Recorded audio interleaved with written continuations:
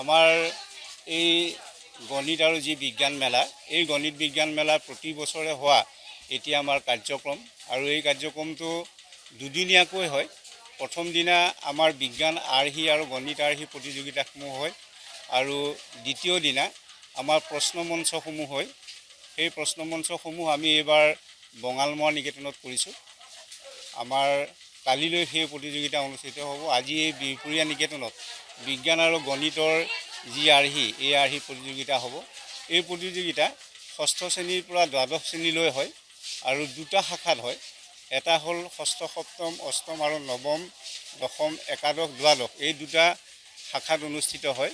আচলতে আমাৰ সংকুলত বৰ্তমান দ্বাদশ শ্ৰেণীৰ পৰা উত্তীৰ্ণ হোৱা মাত্ৰ এখন নিকেতন আছে। সেয়েহে আমাৰ ষষ্ঠ শ্ৰেণীৰ পৰা দশম শ্ৰেণীলৈহে এই প্ৰতিযোগিতা আজি ইয়াত অনুষ্ঠিত হৈছে আৰু এই প্ৰতিযোগিতাসমূহ আমাৰ প্ৰতি বছৰে পতাৰ উদ্দেশ্য আছে শিক্ষাৰ্থীসকলক বিজ্ঞানৰ প্ৰতি সজাগতা আগবঢ়োৱা, তেওঁলোকক উৎসাহ জনোৱা, বিজ্ঞান যাতে তেওঁলোকৰ দৈনন্দিন জীৱনত প্ৰয়োগ হয় তাৰ প্ৰতি তেওঁলোকক উৎসাহ জনোৱা।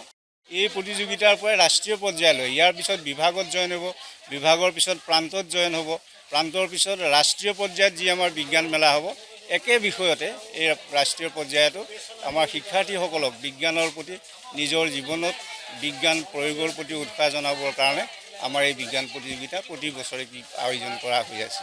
যিকোনো খবৰৰ বাবে যোগাযোগ কৰক 7099017330 আৰু 7099017110 নম্বৰত।